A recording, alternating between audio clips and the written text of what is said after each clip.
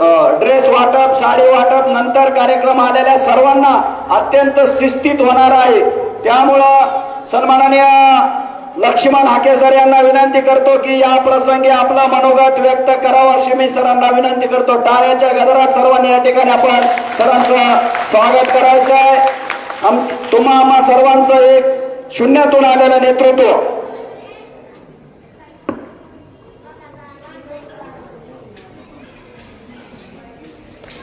खरं तर पहिल्यांदा सर्व माता भगिनींचं आणि इथल्या स्टेजवरच्या सर्व मान्यवरांची आम्ही पहिल्यांदा दिलगिरी व्यक्त करतो। आज रायमोहा या गावामध्ये भोसले सरांनी अगदी थोडक्यामध्ये त्यांच्या मनोगतामध्ये सांगितलं की सामाजिक काम करणं आणि सर्वसामान्य माणसांसाठी काम करणं या गोष्टी करत असताना त्यांनी मला एक त्यांच्या कतरणांचं एक बुक दाखवलं। तर त्यामध्ये आम्ही फक्त ओझरती नजर फिरवली तर खऱ्या अर्थानं तुम्हाला जे काही तुम्ही जे हे काम करताय आणि नोकरी करत करत हे काम करताय हे खरं तर खूप क्रांतिकारी असं काम आहे। या कार्यक्रमाच्या निमित्तानं इथं जी मान्यवर मंडळी उपस्थित आहेत त्या सर्व मान्यवर मंडळींची काही लोकांची मी नावं घेतो, कुणाची नावं राहिली तर राग मानू नका। या कार्यक्रमासाठी उपस्थित असणारे आमचे शिवसेनेचे भरत भाऊ जाधव, सरपंच सुभाष शेठ क्षीरसागर, माजी पंचायत समिती सदस्य भगवानराव पाखरे साहेब, आमचे मित्र मोहन आगाव, आमचे मित्र माऊली शिरसाट, बबनराव दैकुळे, विष्णू सवासे, सरपंच नवनाथ सानप, माजी सरपंच प्रभाकर सानप, प्रतिष्ठानचे श्री भैरवनाथ भोसले सर आणि बाकी बरीच मंडळी आहेत। जालिंदर काका आहेत, परत अजिनाथ गवळी सर आहेत आमचे मित्र, भगवान सानप साहेब आहेत, सुभाष काका क्षीरसागर आहेत, आमचे बजरंग भाऊ सानप आहेत, केशव तात्या आहेत, आगाव सर आहेत। आता खूप राग मानू नका, मी एक आहात। भोसले सर तुम्हाला काही निवडणुकीला उभं राहायचं आहे का? आता नाही ना? त्यांनी सांगितलं आता त्यांच्या मनोगतामध्ये की मी एका पालामध्ये जन्माला आलो आणि पालामध्ये जन्माला आल्यानंतर पारधी समाजातल्या काही कुटुंबांना त्यांचं ओझं गबाळ घेऊन जात असताना पायी चप्पल नव्हती, ते त्यांनी बघितलं आणि ते बघितल्यानंतर त्यांनी त्यांच्या मनामध्ये एक वसा घेतला की मला या मुलांसाठी काहीतरी करायचं आहे। तर मग एक पारधी समाजामधला एक पालामध्ये जन्माला आलेला माणूस, शिक्षक असलेला माणूस स्वतःचा घर संसार सांभाळता सांभाळता या मुलांसाठी काय करू शकतो? तर त्यांनी ठरवून घेतलं। आता त्यांच्याबरोबर सामाजिक कार्यकर्ते कार्य करणारे इकडे एक सर बसलेले, त्यांनी ठरवून घेतलं की आपण या मुलांसाठी काही करायचं किंवा आपण अनाथांसाठी काही करायचं किंवा आपण विधवा महिलांसाठी आपण काही करायचं। आणि ही त्यांची जाणीव त्यांना स्वस्थ बसू देत नव्हती। कोरोना काळ असेल किंवा आत्ताचा कालखंड असेल, महाराष्ट्रामधल्या निवडणुका होत आहेत, निवडणुका डोळ्यासमोर ठेवून इथले उमेदवार काय काय करतात हे सगळ्या पुऱ्या महाराष्ट्राला माहिती आहे। हे सगळं माहीत असताना एका पालामध्ये जन्माला आलेला एक कार्यकर्ता रायमोहा गावामधल्या काही माता भगिनींना एकत्रित करतो आणि 26 जानेवारी सारखा राष्ट्रीय सण साजरा होत असताना लहान मुलांच्या अंगावरती चांगले कपडे असावेत, त्याचा हेतू किती शुद्ध आहे, हेतू किती चांगला आहे आणि कोण काम करतोय? तर एक पारधी समाजामध्ये आलेला एक कार्यकर्ता हे काम करतोय। हे खरोखर वाखाणण्याजोगं आहे, दाद देण्यासारखं आहे, कौतुक करण्यासारखं आहे। आता ही कार्यक्रम पत्रिका बघितली, ही कार्यक्रम पत्रिका बघितल्यानंतर या कार्यक्रम पत्रिकेवर एवढी नावं आहेत, एवढी मान्यवरांची नावं आहेत। मी सानप साहेबांना म्हटलं, सानप साहेब बघा बरं काही कार्यक्रम काय आहे, मला काहीच माहिती नाही आणि आपल्याला जायचं आहे। मला माहितीच नव्हतं खरं सांगायचं, पण इथं आल्यानंतर मला एवढं समाधान वाटलं की अशा कार्यकर्त्याला आपण दाद दिली पाहिजे। इथं मनोगत व्यक्त करत असताना सानप साहेब आणि आगाव सर सगळीच मंडळी, तुम्ही आम्ही पण NT मध्येच आहोत, आम्ही NT C मध्ये आहोत, तुम्ही NT D मध्ये आहात। आपलं जरा बरं चाललंय. मुंडे साहेबांच्या आशीर्वादानं, मंडल आयोगाच्या आशीर्वादानं, ओबीसी आरक्षणामुळं आपलं बरं चाललंय. आपण आता लढायची भिडायची ताकद बाळगून आहोत.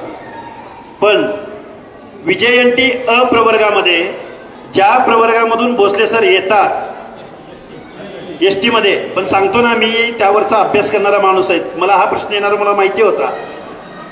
नगर जिल्ह्याच्या वरची मंडळी आहे ती एसटी मध्ये आहे, पण मुंबई प्रांतामधले नगर जिल्ह्याच्या खाली म्हणजे पश्चिम महाराष्ट्रातले सगळे विजयंती अ मध्ये आहेत. खूप मोठा संघर्ष करावा लागतोय. आजही गावगाड्यामध्ये या पालधारकांना, तुम्ही ज्या समूहासाठी काम करता त्यांना आजही 1 गुंठा जमीन धारणा करता आलेली नाही. आणि या भटक्या विमुक्तांचं काय जिन आहे ते सांगतो. तुम्ही एसटी म्हणा, भटके विमुक्त म्हणा, या लोकांचं जिना असं आहे की आजही यांना घर बांधता आलेलं नाही. मग स्वच्छतागृह लांब, बँकेचं कर्ज लांब. तुम्ही कसं शिक्षक झालाय याचं थोडंसं मला जाणून घ्यायचं आहे. तुम्ही शिक्षक झाला ती झाला, परत अजून तुम्ही असं सामाजिक काम करताय, पुन्हा त्यामध्ये भगवं जॅकेट घातलंय आणि परत इथं काम करताय म्हटल्यानंतर खरोखर तुमच्या हिमतीला दाद दिली पाहिजे. दाद यासाठी दिली पाहिजे की कुठलीही पार्श्वभूमी नसताना एक भटक्या विमुक्ताचं, एक एसटी प्रवर्गातलं, ज्या समाजाला जन्म घेत असताना ज्यांच्या कपाळावरती गुन्हेगारीचा शिक्का असतो. काय म्हणतोय मी, परत एकदा ऐका, गुन्हेगारीचा शिक्का. गावामध्ये एखाद्या शेतकऱ्याची म्हैस जर चोरीला गेली तर सगळ्यात पहिल्यांदा आळ कुणावर घेतला जातो? अरे पारदेची पानं कुठल्या गावात आहेत बघा. बरोबर आहे का चुकीचं आहे? बघा त्यांनी बिनी उचलून नेल्या का बघा. सगळ्यात पहिल्यांदा पोलीस स्टेशन कुणाला उचलून आणतं? आजही हे मी तुमच्या समोर का सांगतोय, कारण या विमुक्त जातीमध्ये जन्माला आलेल्या माणसांना आजपर्यंत आपण माणूस म्हणून जगण्यासाठी, आता काही गुन्हेगार असतात, मग गुन्हेगार आहेत म्हणजे सगळेच गुन्हेगार असत नाहीत, किंवा ते गुन्हेगार का बनले, कशासाठी बनले. इंग्रजांनी सेटलमेंट कॅम्प काढल्या होत्या साहेब, आता जरा बोलतोच होता, बोलायची वेळच आली. इंग्रजांनी सेटलमेंट कॅम्प काढल्या होत्या आणि कंपाऊंडच्या आतमध्ये या गुन्हेगार जमातीनं ठेवलं होतं. आणि त्या कंपाऊंडच्या आतमध्ये कुठल्या कुठल्या जाती होत्या? टकारी होता, भामटा होता, पारधी होता, कैकाडी होता, बेरड रामोशी होता, बंजारा होता, लमान होता, दगडफोड्या लमान होता. या सगळ्या लोकांना यात काटेरी कुंपणाच्या आतमध्ये या लोकांना बंदिस्त इंग्रजांनी केलं होतं. त्याचं कारण असं होतं की त्यांना एकत्रित थांबवायचं, त्यांना शिक्षण द्यायचं, त्यांच्याकडून काम करून घ्यायचं, त्यांना माणूस म्हणून जगवायचं. त्याच्यामध्ये काही हेतू चांगलाही होता, काही वाईटही होता, त्यांना वाईट जीवनही जगावं लागलं. आणि त्या समूहामधल्या लोकांना तुम्ही काय करताय साधं, तर तुम्ही फक्त त्यांना कपडे देताय, तुम्ही त्या माता भगिनींना साडी देताय. पण या महाराष्ट्राचं बजेट 7 लाख करोड रुपयाचं आहे. आणि मग 7 लाख करोड रुपयाच्या बजेटमध्ये आता इस्कटून बोलतो, 7 लाख करोड रुपयाची 60% ओबीसींना 1% बजेट आहे, 1%. आता पण पुढच्या महिन्यामध्ये येईल. मी ओबीसी आंदोलक आहे, मी भटक्या विमुक्तांच्या प्रश्नावर भांडणारा माणूस आहे. इथल्या कारखानदारांनी, इथल्या वतनदारांनी, इथल्या आमदार खासदारांनी, इथल्या मुख्यमंत्र्यांनी, इथल्या मंत्रिमंडळानं आजपर्यंत भटक्या विमुक्ताला, भटक्या विमुक्ताचं काय, या पालामधल्या लोकांचं भांडवल काय आहे माहितीये का साहेब? 1 आडं, 2 मेडी, त्या आड्याला लावलेल्या 2 मेडी, 1 आडं, 2 मेडी आणि 12 खुट्ट, इकडे 6 खुट्ट्या आणि इकडे 6 खुट्ट्या. झालं बघा भांडवल भटक्या विमुक्ताचं. त्याला कुठल्या बँकेमध्ये लोन नाही, त्याला कुठल्या शाळेमध्ये सन्मानानं आजही शिक्षण घेता येत नाही, त्यांना कुठल्या व्यवस्थेमध्ये आजही मान सन्मानानं जगता येत नाही. त्यांच्या घरामध्ये त्यांना वातावरणच असं मिळतं की त्या मुलाला काहीतरी चोरी करावी लागते, कुठं भंगार विकावं लागतं, कुठं काय गोष्टी कराव्या लागतात. आणि अशा समूहामधून एखादा माणूस पुढे येतो आणि मला काहीतरी सामाजिक कार्य करायचंय याचा ध्यास घेतो.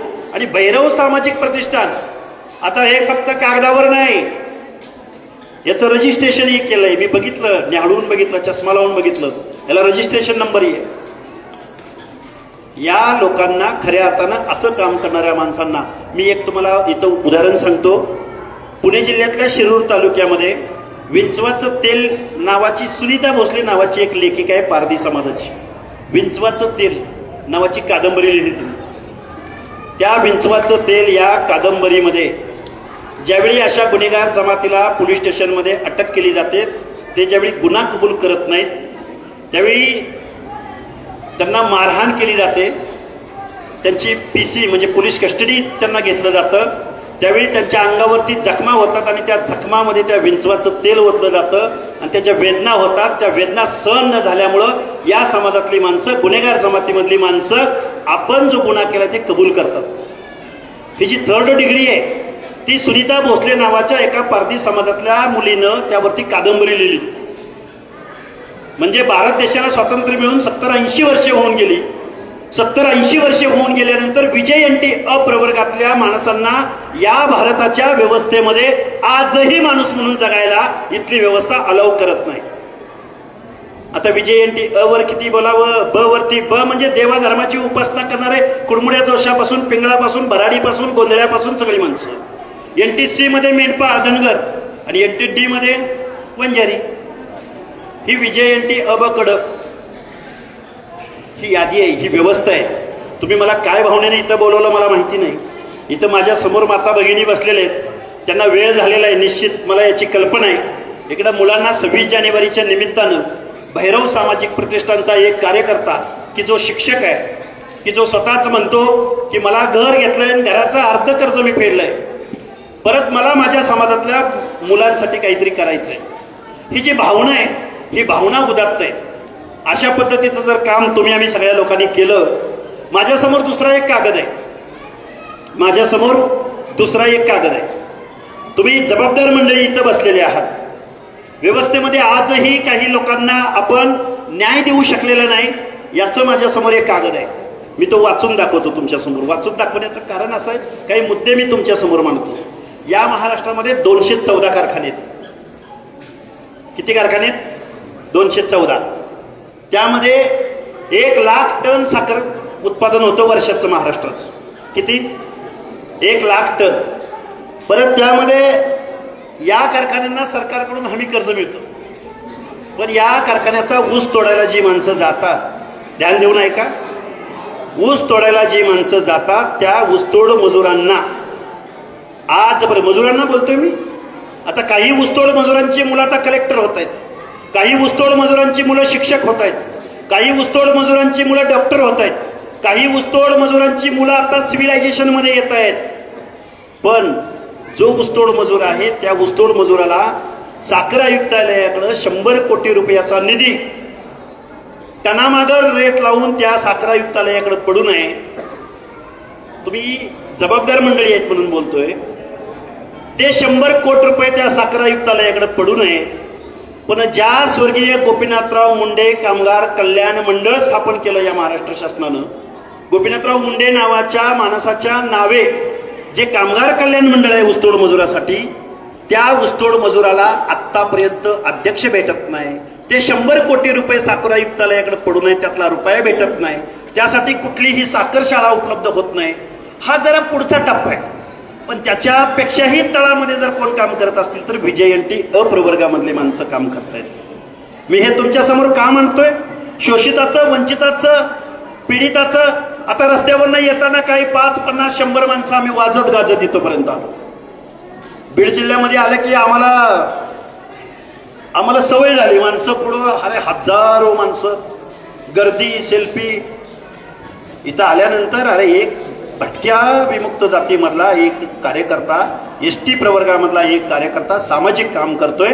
भल्या मोठ्या नेत्यांची नावं आहेत या कार्यक्रम पत्रिकेवरती.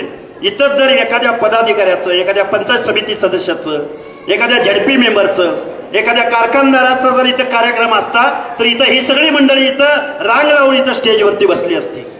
म्हणजे या देशाला स्वातंत्र्य मिळून 70-80 वर्षाचा कालावधी गेला, अजून आम्हाला स्वातंत्र्याचा अर्थ कळाला नाही. आजपर्यंत आम्हाला माणुसकीचं, मानवतेचं, समतेचं, सामाजिक न्यायाचं धोरण काय असतं इथल्या राज्यकर्त्यांनी आजपर्यंत आम्हाला मिळू दिलं नाही. आज आमच्यावर वेळ काय येते तर मुलांना कपडे देणं. आमच्यावर वेळ काय येते तर विधवा परित्यक्तांना साडी चोळी देणं.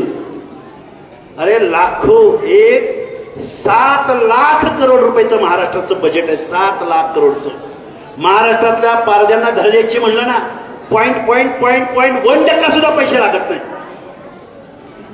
त्यांना 1 गुंठ्याची जमीन धरणा गावच्या गायरानामध्ये वन खात्याच्या क्षेत्रामध्ये 60 वर्ष इंदिरा आवास योजनेची घरं करून राहणाऱ्या माणसांची घरं सुद्धा शासनाकडून आदेश देऊन काढली जातात. माणसं नाहीत ती, त्यांना जगायचा अधिकार नाही.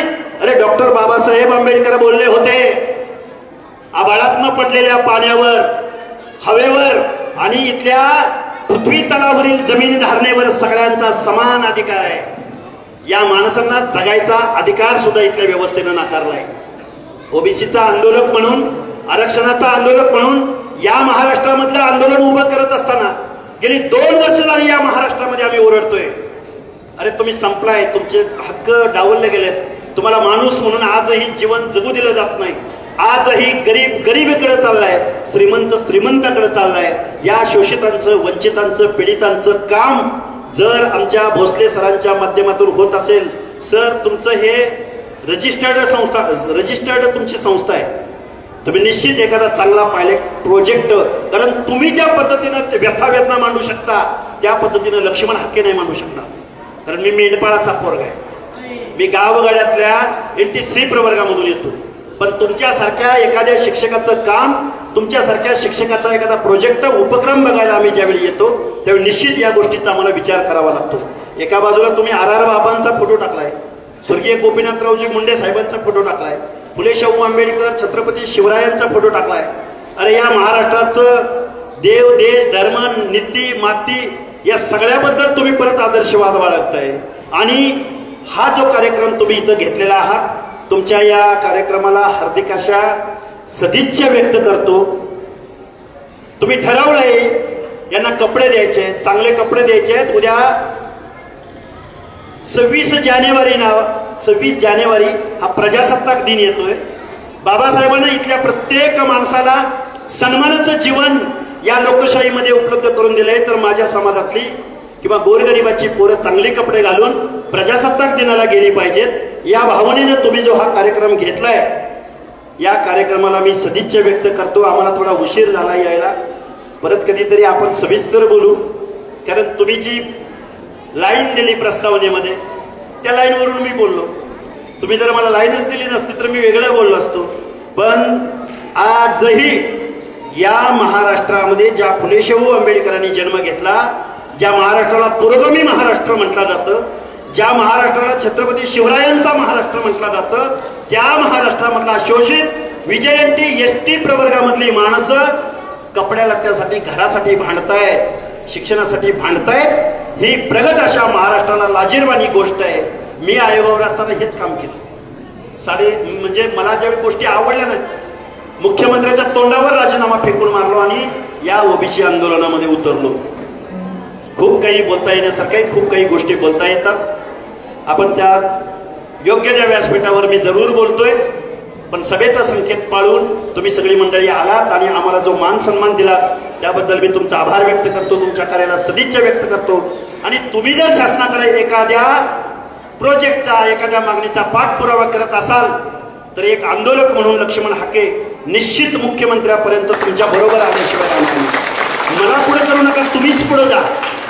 पण गावगाड्यातल्या शोषित, वंचित, पीडित, पालामधल्या माणसाला न्याय देण्याची तुमची भूमिका असेल, एखादी योजना असेल, एखादं शिक्षणाचं धोरण असेल, तर त्यासाठी आम्ही निश्चित, महाराष्ट्राचा मुख्यमंत्री बोलतोय मी, आमदार बोललो नाही, खासदार बोललो नाही, मंत्री बोललो नाही, ते जे एवढं करू शकणार नाही तेवढं मी निश्चित एक आंदोलक म्हणून रस्त्यावरचा, चळवळीतला, माझ्याबरोबर सगळे फिरणारे कार्यकर्ते, या सगळ्या कार्यकर्त्यांच्या वतीनं मी तुम्हाला सांगतोय, निश्चित आपण तुमच्या एखाद्या मागणीला उचलून धरू. तुमची एखादी जेन्युइन मागणी असेल त्या मागणीच्या पाठीशी ठामपणे उभं राहू, एवढा आशावाद मी तुमच्या समोर व्यक्त करतो आणि माझं मनोगत थांबवतो. धन्यवाद.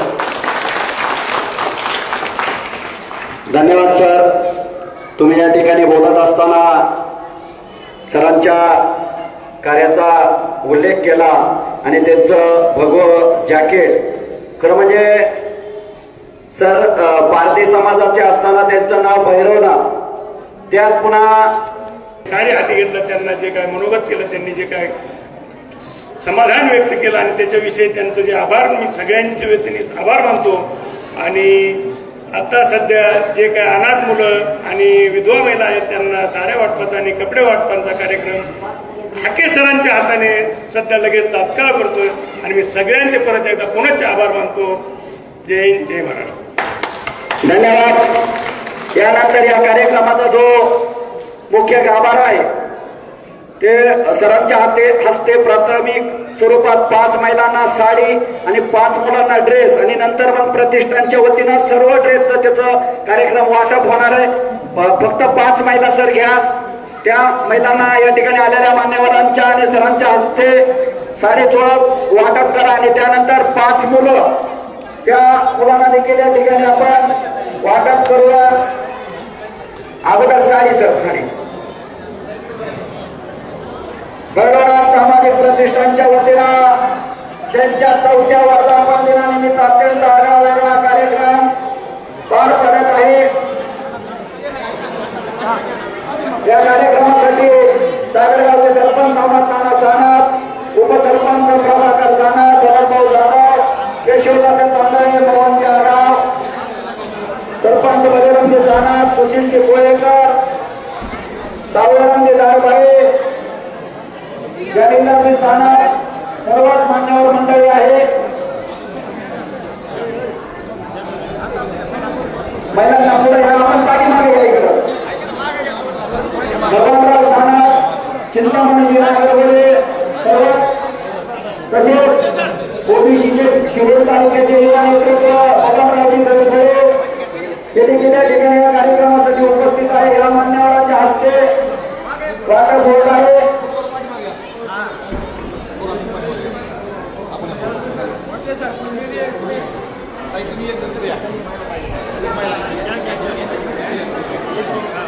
सुनीलरावजी ढाकणे सर्वच मंडळी या ठिकाणी मान्यवरांच्या हस्ते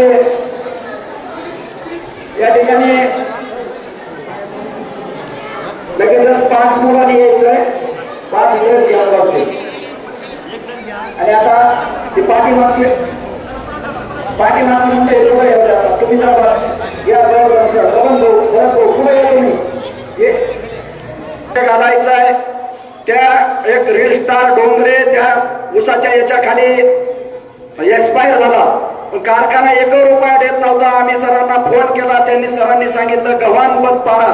जवळजवळ आम्ही 15-16 तास ती गव्हाण बंद पाडली आणि त्याचं फलित म्हणून त्या ऊसतोड कामगाराला 25 लाख रुपये मदत भेटली. सर तुम्ही आता येणाऱ्या काळामध्ये ऊसतोड कामगार आणि त्यांचा विमा आणि अत्यंत कारखाना कित्येक ऊसतोड कामगाराला हिंद रेलची वागणूक अजूनही कारखान्यावर देतोय, त्यामुळे तुम्ही त्यावर थोडं लक्ष घालावं. आणि यानंतर या कार्यक्रमाचं आभार प्रदर्शन भगवान सानप यांना विनंती करतो की आपण या संपूर्ण कार्यक्रमात अगदी पहिल्यापासून बरोबर होतात या कार्यक्रमाचं आभार प्रदर्शन करावं अशी विनंती करतो. आज बोलण्यासारखं प्रभू काय होतं, परंतु माझ्यावरची जिम्मेदारी ती आभार मानण्याची. आणि हाके सरांनी मला एका शब्दात एका फोनवर इथं येऊन आपल्या भैरव प्रतिष्ठान या कार्याचे किंवा यांनी जे